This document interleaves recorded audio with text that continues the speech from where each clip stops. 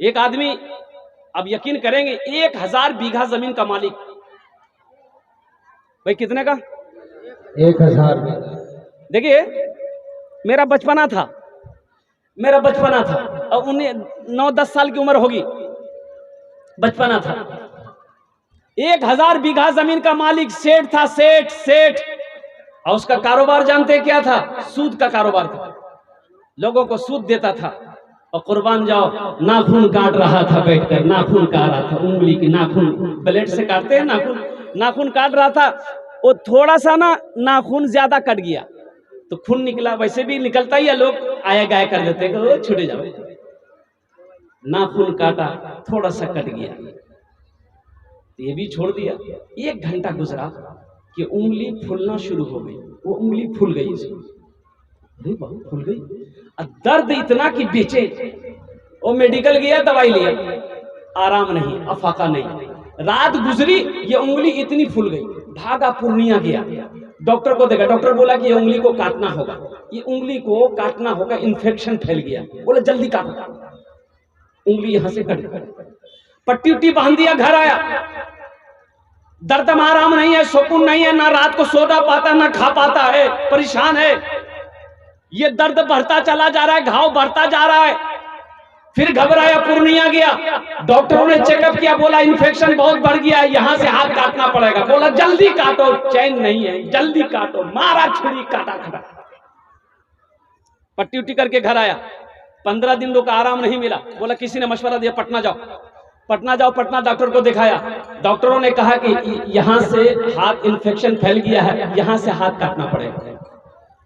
बोला जल्दी काटो, यहां से हाथ काट दिया। अब कुछ लोगों ने मशवरा दिया ऐसा कि यहां आपका इलाज नहीं होगा, भागिए बंबई। और बंबई गया। बंबई में डॉक्टरों ने मुआयना किया तो डॉक्टरों ने बताया कि भाई ये तो हवा समझने की बहुत बीमारी फैल गई आपकी, यहां से हाथ काटना पड़ेगा। बोला जल्दी काट दो। ऑपरेशन करके घर आया। 1 महीना बिस्तर पे रहा। और कुर्बान जाओ मेरे भाई, जानते हो जब वो इंतकाल हुआ, उसकी कब्र बनाई गई तो कब्र मिल गई, जमीन मिल गई। कब्र बन के तैयार हुई, कब जमीन मिल गई।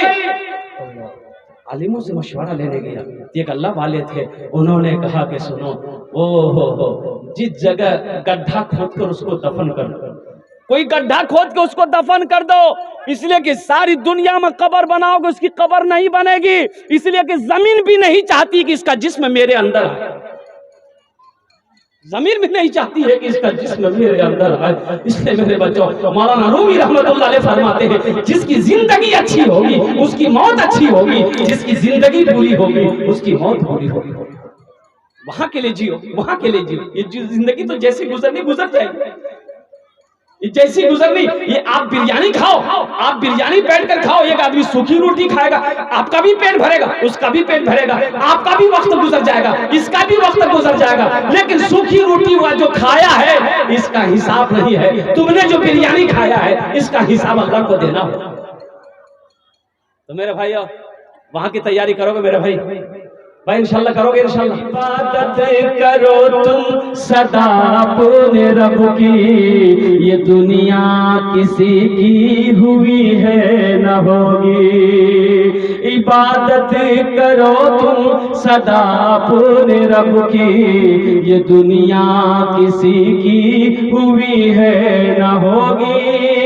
इबादत करो तुम सदा अपने रब की, ये दुनिया किसी की हुई है न होगी। यहाँ पर किसी की बनी ना बनेगी, मिलेगी तो 2 गज ज़मीं ही मिलेगी। यहाँ पर किसी की बनी ना बनेगी, मिलेगी तो 2 गज ज़मीं ही मिलेगी। इंशाअल्लाह आखिरत की तैयारी करेंगे मेरे भाई। एक बात याद रखिएगा, आदमी मर जाता है उसका रजिस्टर बंद हो जाता है, उसका फाइल बंद हो जाता है। इसलिए कि आदमी अब आप नमाज नहीं पढ़ सकते हैं, रोजा नहीं रख सकते हैं, हज नहीं कर सकते हैं, ज़कात नहीं दे सकते हैं, आपका रजिस्टर बंद। लेकिन 3 काम ऐसा है दुनिया में करके आप मर जाओगे, अल्लाह क़यामत तक ये काम दुनिया में चलता रहेगा, अल्लाह क़यामत तक कब्र में सवाब अता फरमाता रहेगा। इंशाल्लाह वो 3 काम है, अगर मैं बताऊं करेंगे इंशाल्लाह। हाथ उठाओ इंशाल्लाह, मैं देख ले दुआ करूंगा इंशाअल्लाह। अल्हम्दुलिल्लाह। ये सारे लोग तैयार हैं। वो 3 काम क्या है, उसको बोलते हैं सदक़े जारिया। क्या है बोलो? सदक़े जारिया। अल्लाह के रसूल जनाब मोहम्मद रसूलुल्लाह सल्लल्लाहु अलैहि वसल्लम इरशाद फरमाते हैं ये सदक़े जारिया है। अरे कौन किसको याद रखता है भाई, मरने के बाद फिर कौन किसको याद करता है? 1 महीना, 2 महीना, 3 महीना, 6 महीना, 6 महीना, साल भर कोई याद रखेगा? साल भर के बाद तो आपका नाम लेने वाला कोई नहीं रहेगा, कोई नाम लेने वाला आपका नहीं रहेगा साल भर के बाद।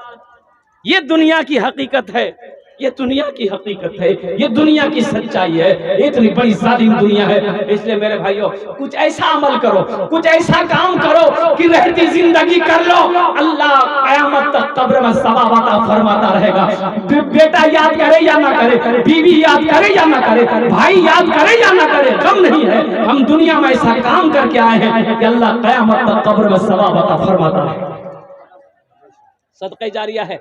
अल्लाह के रसूल सल्लल्लाहु अलैहि वसल्लम इरशाद फरमाते हैं कि मस्जिद बना देना, मदरसा बना देना, मस्जिद बना देना भाई, मस्जिद बना देना, मदरसा बना दो, मस्जिद बना दो, मदरसा बना दो। जब तक ये मदरसा चमकता रहेगा, जब तक मस्जिद इस धरती पर कायम रहेगी, बनाकर मर जाओगे, अल्लाह कब्र में क़यामत तक सवाब अता फरमाता रहेगा। कहीं चश्मा, दूसरा अमल, कहीं चश्मा लगवा दिए, कुआं खुदवा दिए, राहगीर प्यासा लोग पानी पीता रहेगा। जब तक ये सिलसिला चलता रहेगा, अल्लाह कब्र में सवाब अता फरमाता रहेगा। तो मेरे भाइयों, मेरे नौजवानों, मेरे बच्चों, ना जाने कितने पैसे वाले चले गए, जमींदार चला गया। एक बात याद रखो, एक बादशाह को पता चला कि हमारे इलाके में बेवकूफ लोग बहुत ज्यादा है, बहुत ज्यादा बेवकूफ है। एक वजीर को कहा कि ऐसा करो, पता करो जो सबसे बड़ा बेवकूफ उसको पकड़ कर मेरे पास लेके आओ। वजीर निकला, ढूंढते ढूंढते एक आदमी के बारे में पता चला कि ये सबसे बड़ा बेवकूफ है, पकड़ के लेके आया। तो बादशाह ने के सामने खड़ा किया। तो बादशाह ने पूछा कि की नाम जे? तो बोला मोर नाम नीजे। तो बादशाह समझ गए ये सबसे बड़ा बेवकूफ है। बोला ते ही बेवकूफ चीज, सबसे बड़ो पर बेवकूफ? बोला जे समझे लो। तो बादशाह बोला ठीक है, ये मेरे गले में हार, हीरे का हार था। बादशाह खोल के उसको पहना दिया कि मेरे तरफ से इनाम रहेगा, जा मजा करो। वक्त गुजरता रहा, कुछ दिनों के बाद बादशाह की तबीयत खराब हो गई, बादशाह बीमार हो गया। लोग आने लगे, देखने लगे, जा रहे थे देखकर। वो बेवकूफ को भी पता चला कि बादशाह बीमार हो, वो भी देखने आया। तो वो देखने आया, बादशाह पहचान लिया। तो बादशाह कहता है कि तुम भी आ गए, अच्छा हुआ आ गए।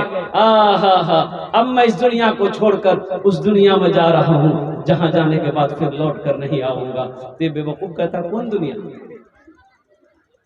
और कौन दुनिया जे? तो बादशाह का है कि इस दुनिया के बाद भी एक दुनिया है, वही जा रहे हैं।